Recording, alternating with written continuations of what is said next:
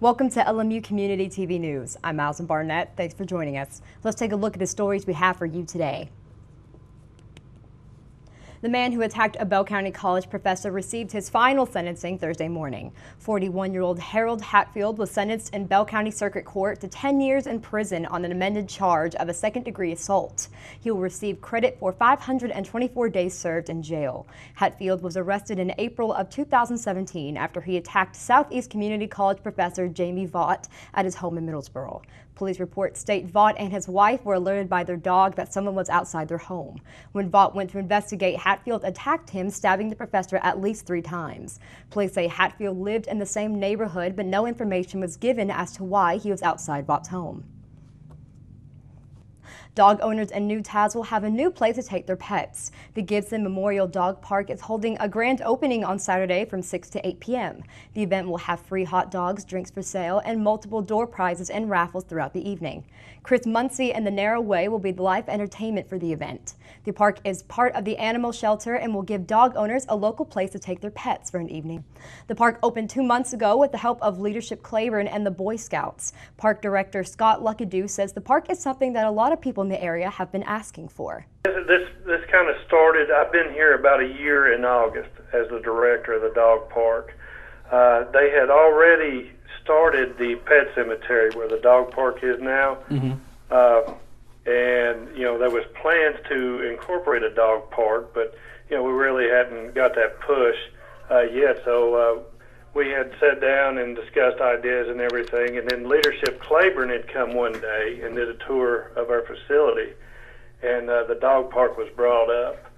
And they called back after that and said, hey, you know, we've got to do a project this year. How about if we help you get the dog park started? So I'm like, yeah, that is awesome. So Leadership Claiborne was pretty instrumental in helping us get this started this year. They raised some funds and helped us get some stuff together and money and everything. And I think we actually opened the doors to it a couple months ago. We still have a long ways to go, but it's actually open to the public now. And there's been a lot of, I guess, I don't want to say outcry, but a lot of pretty big demand, people coming in and trying to find a place to go. You know, they had a place over in Cumberland Gap, but on this side, people don't want to really drive that far. But it's just kind of come together, starting with Leadership Claiborne. Local Boy Scout troop has come and helped us get it going and everything. And like I said, it's been open for a couple of months, but we wanted to have a grand opening and just kind of introduce it to everybody. And, you know, we're going to have some live music and food and everything there. Okay. And we've actually, since we just unofficially opened, about every evening you can see 6 to 7 cars out there, so it's going to be pretty good. And we're going to have our event Saturday. The main event's going to be from 6 to 8 o'clock that evening. And Pet Sense from Middlesboro is working with us, and we're going to have door prizes and small raffles and lots of gifts to give everybody that night. Free hot dogs, and then we'll have drinks and stuff for sale for a small nominal fee. And on our flyer, we asked everybody to bring their dogs and their lawn chairs. Chris Muncie in the Narrow Way is going to be the live entertainment for that evening. Well, we've got one pavilion built so far. The Boy Scouts helped us do that. We're intending to put a couple more pavilions up there for shade because there is no trees in that field. So we're going to try and get as much shade as we can up there. And we want to start having, what would you call it? I guess you'd call it kid camps. And we don't have a lot of details on that yet, but we're going to start having little short summer camps for kids up there in the summertime. And that's going to be the main venue for the dog park. As we start growing and doing a little bit more within the community, we'll start having, you know, perhaps dog shows and just small events up there. Use it as a venue for the animal shelter. You know, we just asked everybody to come out and support us. You know, we're always accepting donations because this whole animal shelter is a donation-driven facility, and the people of this county have been great as far as donating. we just want to, reiterate we're going to have door prizes, and we'll be selling tickets for small raffles and that type of stuff. The park plans to build more pavilions in the future with hopes of starting summer camps for kids. The park is located adjacent to the animal shelter in New Tazewell. This past week wrapped up the 2018 Levitt Amp Music Series. WCXZ and WLMU's program director caught up with this past week's performer and one of his old friends, Sierra Hull. Hey folks, I'm Steve Gully and we're here with the lovely and talented Sierra Hull. She's here for the Levitt Amp Concert Series right here in downtown Middlesboro, and we can't believe that you're here in our neck of the woods again. It's been a while. This is a treat. Anytime I get to play close to home, it feels close to home. Mountain people are mountain people. That's right. It's a great time. For those of you who don't know, I'll let Sierra tell a little bit about herself, and I know she really loves to do that. But no, I'm teasing. But it all started back in 2000. That's it.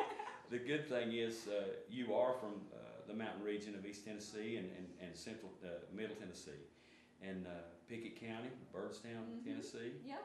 You go to Jamestown and just take a ride and keep going till you That's almost right. get up to the top of the state. That's all my family's in Jamestown. That's where my parents are originally from. Right. They built a little house in Byrdstown, and that's where I grew up. So.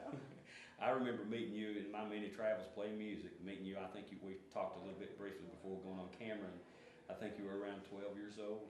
I think you're right. Yes. And that's been a while back because you said you got a birthday coming up, and that's been probably 15 years ago. So. Time flies. That's hard work. And you've been here before to our area. You were kind enough to come up and be one of the instructors at our Acoustic Music Week over at LMU. Yeah, that was fun. I had a great few years time. back, and we enjoyed having you. You've got the last album, I have to tell you, and all the music you've recorded, you know that without me saying, it's just been wonderful to me. I love your musicianship and just all the thought that you put into your music, and how it turns out with the last record. It was just unbelievable how you came across with so many different sets and different genres combined in music, and you made it sound like you. And that's the undercurrent of music coming out and being a true art form and saying what you wanted to say is always a hard thing to get through in the recording process. But I have to believe having a great mind like Bela Fleck in the room with you made it a little bit easier, because you had some great ideas going in, but he helped bring them to fruition. Oh, absolutely. Wait in mind, a great record. Man, well, thanks. I'm glad you enjoyed it. It was, really great to get to work with somebody like him, and just there's so much to learn from him. I mean, he's just an unbelievable musician and also a really just wonderful person, and so just the whole experience was something that I was so grateful for. Well, two great minds in a room usually come out with something really great, and you Yeah, did. And thanks. congratulations, and all your awards and the accolades. Of course, you've won Man Little Player of the Year with the IBMA and our bluegrass genre. You've won Grammys. You've been up for all kinds of different things, and now you're progressing into just a little sideline that I think is really interesting. You're going to be doing some shows, and including Red Hat Amphitheater, our IBMA World of Bluegrass event in Raleigh, with some great musicians who just so happen to be females, and it's unbelievable to see that many great players to come together in a band, because it's always interesting. People like Allison Brown, Missy Raines, Becky Buller, and all the folks, and you can't leave out Molly Tuttle, because she's our Guitar Player of the Year. She broke the glass ceiling, as they say. She won it for the gals. All those ladies were the first ones to win. All of you guys. The very first, time as a female, and they're so deserving. It's fun to get to share the stage with them. I can't wait to hear the music that comes from it too. Tell us a little bit about the recording process that you got coming up. Are you in line to do another record for Rounder Records and get a new record out? I hope to get going on it soon. I've got most all the material now, and haven't actually started recording it yet, but it's an exciting time. I kind of intentionally dug some time out of my schedule this year to kind of trying to slow down a little bit from trying. It seems like even though I try to, I still end up busier than I mean to be. But I'm kind of gearing up for making the next record, and really excited just to kind of see what comes next. Yeah, I understand about that process, and I have to say a shout out to your I won't say better half, your other half. He would probably call you his better half.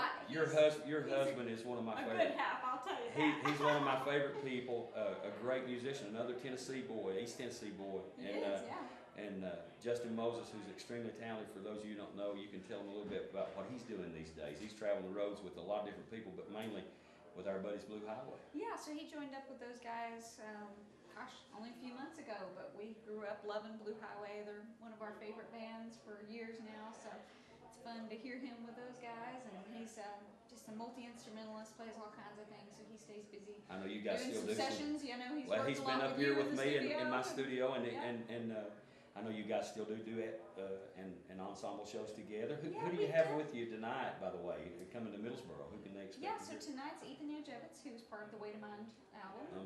Great bass player. And then this guy Mike Seal, who folks may have seen with the Jerry Douglas band, an electric guitarist, just super talented fella.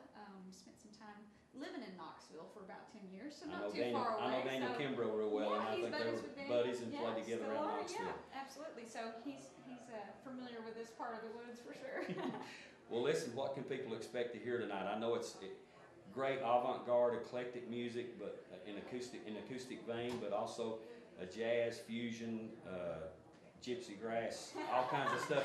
You play a little bit of everything that comes in, and I love music that you can't really pigeonhole. So it's going to be a great night of music. Tell the folks a little bit about what you're going to be playing for us. Yeah, well, I mean, I just have a lot of different interests musically, and playing with Mike and Ethan, capable of being able to have all kinds of stuff.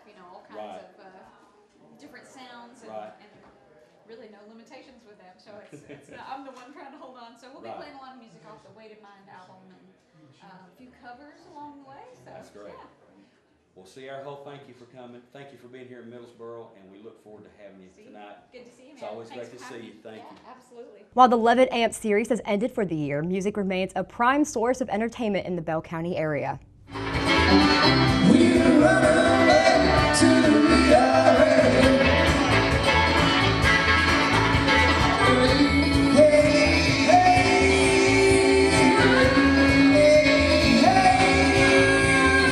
Main Street Pineville hosted bluegrass band the Ghost of Paul Revere on Thursday at the Bell Theater. The music series aims to pick up where Levitt left off by providing entertainment music for locals. The opening act for the concert was the Mama Said String Band. Main Street Pineville will host Nicholas Jamerson at the Bell Theater on October 6th. Bourbon Branch will open for him, and tickets range from $15 to $35. Now let's take a look at your community calendar of events coming up over the next couple of weeks. The Josh and Friends Project is partnering with LMU vet students to hold a silent auction. The event will be held at the Cumberland Gap Convention Center on September 29th. Proceeds from the auction will go to providing children in the hospital with boxes which contain a stuffed dog and a book to comfort them in their hospital stay. Meet and greet will begin at 5:30 with dinner following at 6. Claiborne County Youth Football and Cheer will be hosting the first annual movie night with the Bulldogs. The event will be held at R.O. Giles Football Field Friday, October 5th. The gates will open at 7 p.m. The movie of choice will be Little Giants. Admission to the movie night is free. Everyone is welcome to bring lawn chairs and blankets. Full concessions will also be available. Now let's take a look at your LMU Community TV News 5-day weather forecast. Saturday is looking to be partly cloudy all day. The morning temperature will start at 53 degrees but will rise to 70 as the day progresses. Looking at your 3-day planner, Sunday is looking to be sunny with a high of 78 with a 10% chance of rain. Monday will have a 40% chance of afternoon showers with a high of 77 degrees. Moving to your 5-day, Tuesday is looking to have a 40% chance of scattered thunderstorms with a high of 75. Wednesday will be partly cloudy with a high of 78 and a 10% chance of rain. That was a quick recap of your 5-day forecast, but stay with us. That's coming up after the break. Brandon Burke will be bringing you your sports report right here on LMU Community TV News. What do we know about learning? It takes place beyond the pages of a book. We learn by exploring, by trying new things, by connecting, by sharing. We learn by taking chances and dreaming big. At Lincoln Memorial University, learning is beyond the books. It's everywhere. Guess what? I have some news for you. There's free food right there, junk food. You see that truck? Oh, jeez. It's a 2 Michelin star chef. All for free, ladies and gentlemen. All for free. Here we have a panzanella with summer vegetables and pesto. Enjoy. How we doing? So what do you got going on underneath that plate there? this food is really about to be thrown away. Yeah. Bro? Is there something wrong with this food? Where did you get it from? From farmers markets. They put aside the ugly vegetables and the ugly fruits. Carrot Top, soft avocados. It was all food that was going to be discarded. Even the drink you had is made from like a little bruised peach. Did it taste a little bruised? Great. It was good. The average person throws away 24 pounds of food a month. That's a lot. Isn't that a lot? Go visit savethefood.com for more information. Thank you. Junk food time!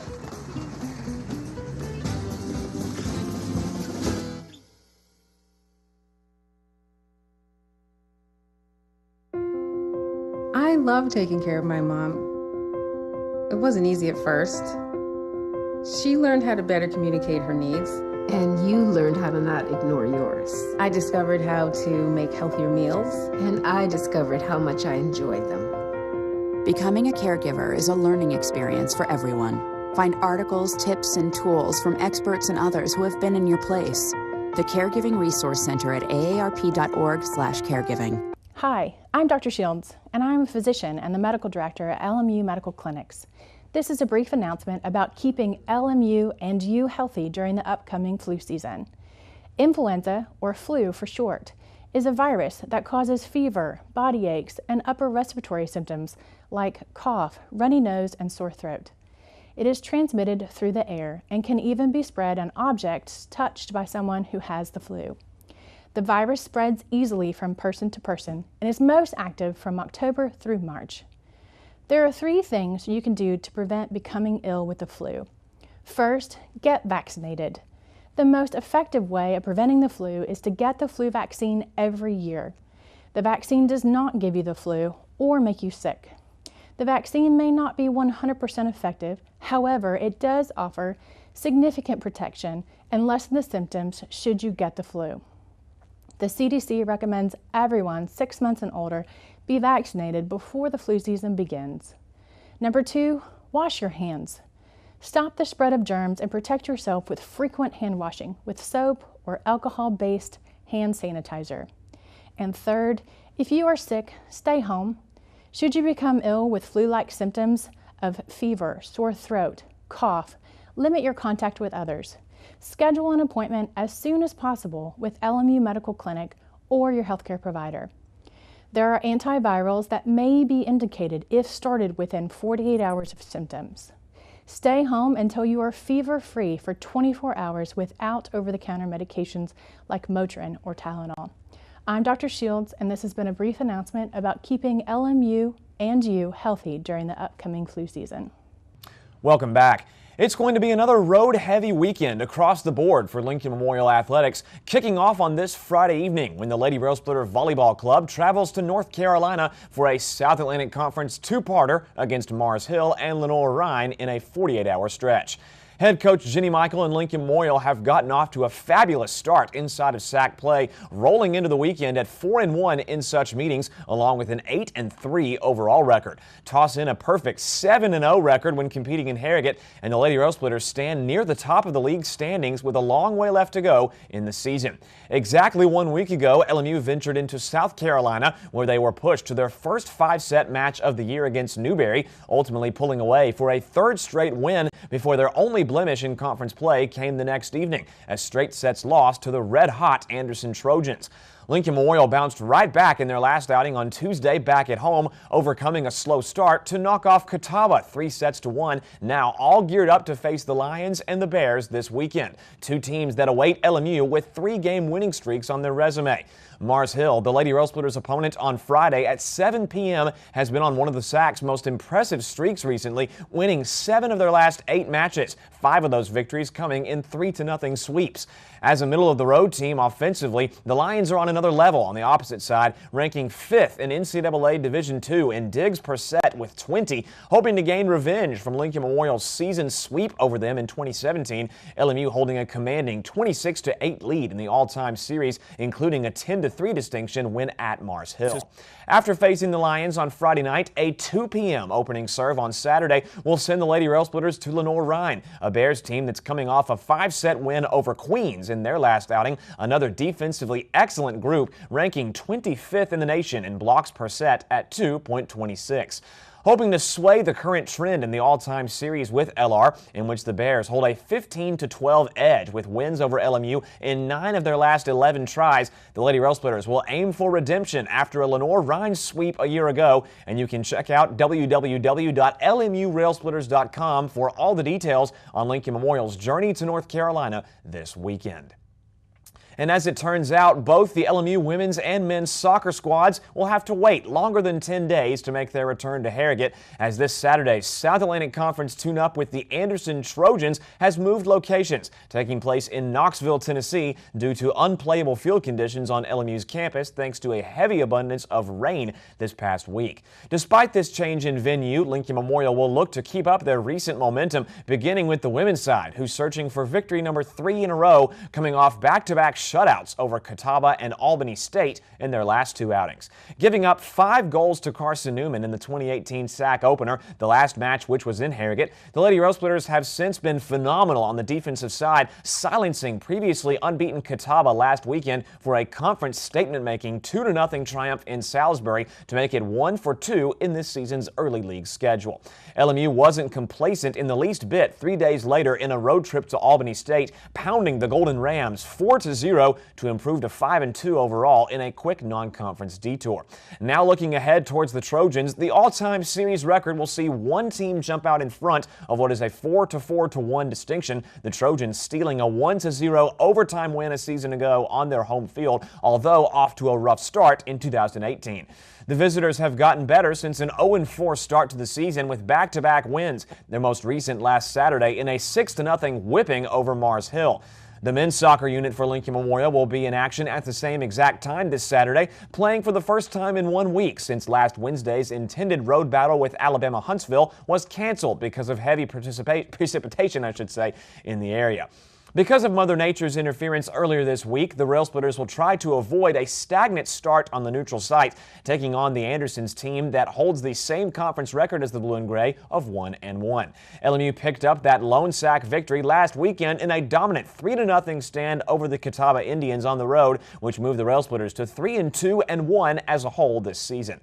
It's been a similar rough slide for the Trojans to that of their female counterparts thus far on the year, losing 3 straight matches before gaining some confidence back last Saturday, a 1-0 win against Mars Hill, making Anderson 2-3 overall. With a 7-4 advantage in the all-time series over the Trojans and looking to extend a 5-game winning streak against their SAC foe, both matches will see their first touch at 8:00 p.m. this weekend, held at the Sansom Sports Complex in Knoxville. And for the earliest updates concerning the neutral site showdown with Anderson for either the women's or the men's soccer clubs, once more, you can visit LMURailsplitters.com, the destination for all things Lincoln Memorial Athletics in an increasingly busy fall 2018 schedule. And while it may be hard to believe, the NCAA football season is already 25% gone, as 4 weeks of action around the country have left the FBS in a frenzy as the chase for the playoff only gets more chaotic as the season progresses. This Saturday, as part of the Week 5 slate, the Tennessee Volunteers and the Kentucky Wildcats get set for a pair of Southeastern Conference tests, one hoping to shake the memory of a blowout last week, and the other looking to boost their now top 25 resume.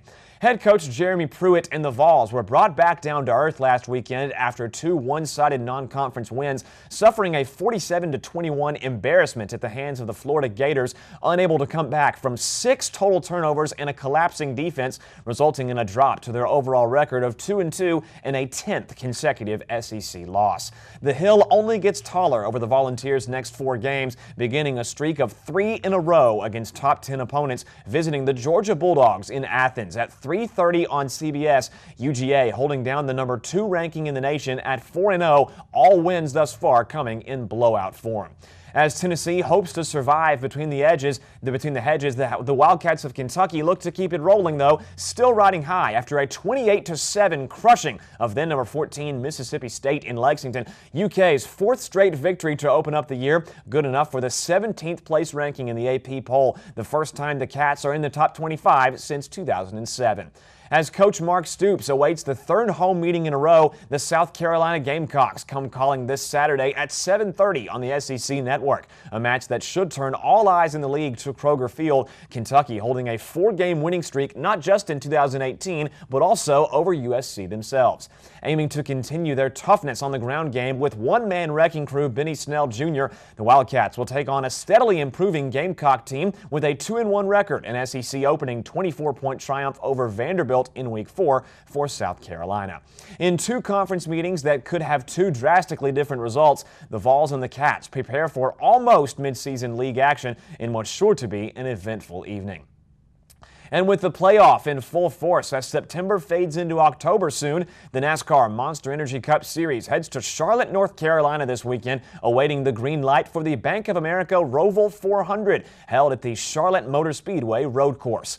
Over the previous 3 weeks, it has been the Brad Keselowski show, with the number 2 vehicle racing to first place in 3 straight events, taking the checkered flag at Darlington, Indianapolis, and Las Vegas, grabbing the early top spot in the playoff after a quiet regular season. Last weekend in Richmond, Virginia, however, the number 18 car of Kyle Busch put an end to the streak, placing first in the Federated Auto Parts 400, snatching the top spot in the playoff from Keselowski due to Busch's 6-win resume over the course of the entire year.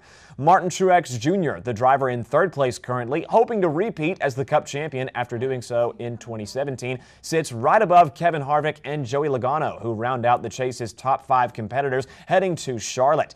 Eric Almirola, Kyle Larson, Kurt Busch, Austin Dillon, and Chase Elliott complete the top 10 as drivers will start their engines in North Carolina this Sunday at 2:00 p.m. And you can catch the action on television through NBC. And that is all for sports approaching the weekend, but stay tuned as more LMU Community TV news is coming up right after this. So we were walking to school. I started thinking about lunch. Mom packed me turkey and cheese. She's I really smart. want cheese pizza. Sometimes her mind wanders. We should have a sleepover. I remember saying, Laura? I think I heard Mom say something. The sign says don't walk. Sometimes it's so overwhelming. I really hope she doesn't I have really another hope I bad don't day have another bad day at school today. When you can see learning and attention issues from their side, you can be on their side. Go to understood.org, a free online resource with support and tools to help your child thrive. Here we go. We're gonna go out there in the rain. You're gonna get wet. All right, here we go.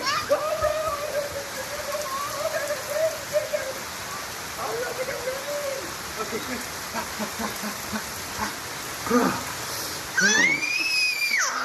oh yeah, yes. So much fun. Mwah. We're getting so wet.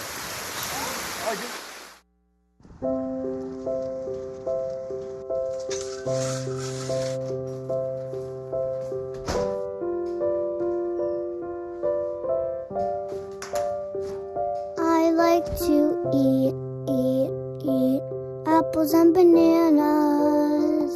I want to eat apples and bananas. I need to eat apples and bananas. Why can't I eat apples and bananas?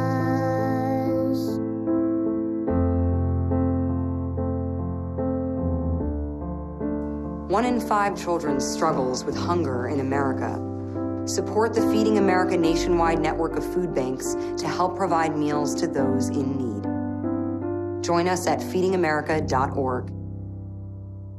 Thanks for watching LMU Community TV News. I'm Alison Barnett, and have a great weekend.